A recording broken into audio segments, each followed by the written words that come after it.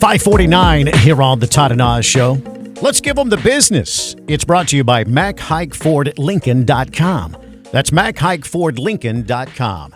In the first days in office, President Trump began doing what he promised he would do, undoing Joe Biden's environmental policies. Immediately after entering the White House, Trump, who's described as climate change as a hoax, issued an executive order to withdraw the United States from the Paris Agreement and the climate change. With separate executive orders, he froze billions of dollars in grants for clean energy and environmental programs all across the country. And left-wing environmentalists have been aghast, suggesting that Trump's moves will unplug the planet into a new round of climate catastrophe. Danielle Franz is the American Conservative Coalition CEO. She weighed in on this issue. And so we have a vested interest in making sure that our environment is thriving and healthy. At the same time, we want to see human flourishing and human prosperity. And how do you do that? You do that through energy. And so we would love to see an all of the above energy approach where we're letting consumers decide what energy sources are best for them.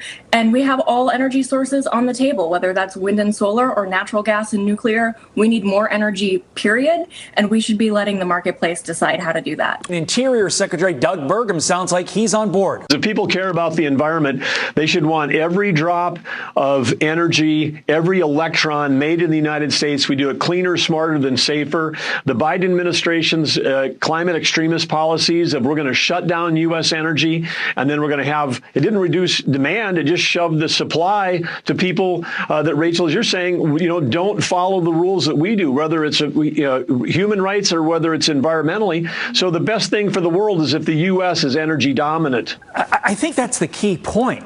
We may have these Green New Deal provisions from the Biden administration and before on the books, but it's not like the rest of the world is doing that. And our policies are actually forcing, in some respects, the rest of the world to become worse for the environment. So my question to you, Danielle, did the Green New Deal do more harm than good to the environment? Well, I think so. I think the Green New Deal really pushed a lot of people away with some very divisive policy proposals. And I think Secretary Burgum is exactly right. If we want to compete with China, if we want to be leaders on the world stage, we need more energy, period. And we should be agnostic as to where that energy comes from. A lot of people don't know that the United States is actually leading the world in emissions reductions. And a large part of that is actually due to natural gas because we do it cleaner here. We do it better than other countries here. And that should be on the playing table for us. Meantime, President Trump clamping down on wind energy, pausing permits for offshore wind projects. What's your position on wind energy, Danielle? Well, like I said, I think we should be energy agnostic and let the market decide. Texas actually produces more wind energy than California does. And they don't do that through top-down mandates. They do that through market choice and letting consumers decide what works best for them. Some consumers are willing to pay a little bit more for cleaner energy, and that's awesome for them. Some consumers aren't, and that's also okay. And so we should be giving energy choice to achieve energy dominance. Danielle Franz, the 20-something CEO of the American Conservative Coalition.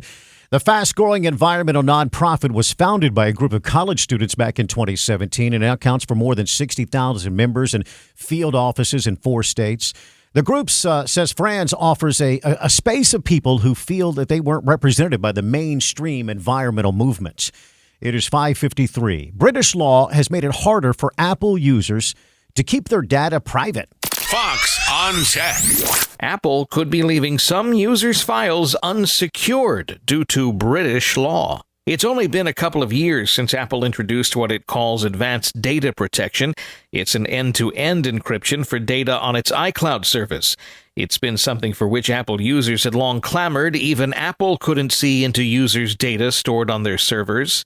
Apple confirms now they're disabling ADP in the United Kingdom following demands from UK law enforcement that Apple supply them with a so-called backdoor into Apple's iCloud system in which police would have theoretically unfettered access into what had been secured data. Apple now says new users in the UK to iCloud will not have that data protection, and existing users in the UK will see it disappear eventually. Things like health data and wallet payment methods will still be secured, but not photos or stored documents. With Fox on Tech, I'm Eben Brown, Fox News. It is 5:54. Researchers are looking into how your body reacts to music. This is House Call for Health. A recent study suggests that unconsciously moving to music, like tapping your foot or nodding your head, is an action our bodies are hardwired to do. Scientists call this to groove, and it happens even for those who don't particularly enjoy music. Researchers at Montreal's Concordia University looked at more than 150 participants, including 17 with a condition called musical anhedonia, where they understand music but don't feel its emotional impact. After listening to various piano sequences, both groups had nearly the same rating for their urge to move to the music. The findings are published in the journal PLOS ONE. For more health news, go to foxnewshealth.com. House Call for Health. I'm Lisa Brady, Fox News. Stay close. Traffic, your forecast, the day's top stories, all straight ahead right here on News Radio KLBJ. It is 5:55. The Todd and Oz Show. Are you having trouble hearing?